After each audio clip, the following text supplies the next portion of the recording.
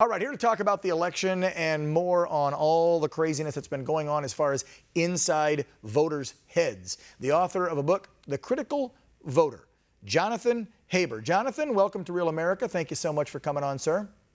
Thanks, Dan. It's great to be here. Well, I wanted a really smart guy on, and that's not me. And looking at your bio, you are. You wrote this book. You talk about the critical thinking voter and what's been going on with how when folks watch the media, when they look at polls, and then when we have an election like this where it's undecided, what can be going on in folks' minds right now. Give us a little idea of what the book talks about, and maybe it's something folks need to go out and read over the next 24 to 48 hours while we just wait and see what is going to happen with this election. Yeah, I hope so. I mean, just to make clear, Critical Voter is really a book about critical thinking. It's a how-to book on how to think critically. It uses election politics as a case study for a variety of what I call practical critical thinking skills that can be applied to politics, but also to decisions we make every day in life. So how to think logically, how to boil everyday language, whether in a editorial or a newscast or a conversation, into structured statements that could be analyzed for strength and weakness of the argument, or how to deal with numerical information, for example, when elections are essentially kind of a tie or very close like they are tonight. Yeah, I know that you are a unbiased author. You don't take sides, and I love that, to have someone out there neutral who is just using their brain and thinking, because let's be real, this election was a lot of emotion.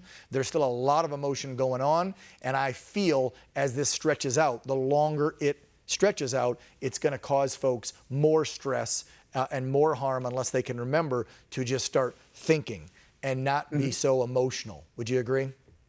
Absolutely, and have some perspective, and also kind of control for biases. That the first chapter in Critical Voter is actually not about logic, not about argumentation, but about biases, because normally in the media you talk about the bias of one media source or another, but there's actually biases that are hardwired into our brains. They may be the result of evolution. The most pernicious of which is confirmation bias, which is the tendency to believe information that conforms to what you already believe and reject information that does not.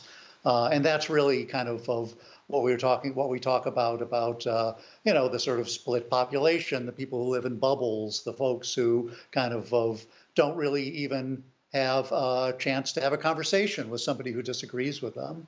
We sort of self-sorted into communities that are like-minded, and I think that's one of the reasons our politics can be so poisonous. Yeah, I've always used a phrase for I don't know how many years. I don't know if it was somebody in the family that taught it to me, but I love the old phrase, let's agree to disagree. And we used to be able to have that civil discourse in this country. And no, I don't think it started 4 years ago with President Trump, like a lot of the folks on the left like to claim. I think it started a decade or 2 decades ago where we just could not speak to one another civilly anymore. And again, that goes to a lot of people not using up here and critically thinking, but allowing those biases and their heart and their emotion to rule their thoughts. They're giving me the hard rap, Jonathan, but your final words, if you can, in 10, 20 seconds, the advice you would give to my viewers right now as we have to sit and wait for the outcome.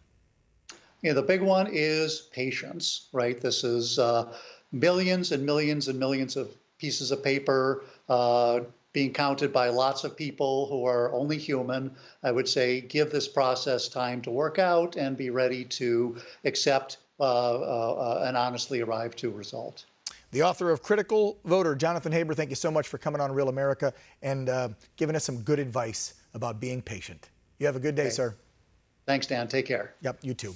When we come back, our friend, I love this guy, political commentator and Marine, Oliver North, joining the show. Don't go away.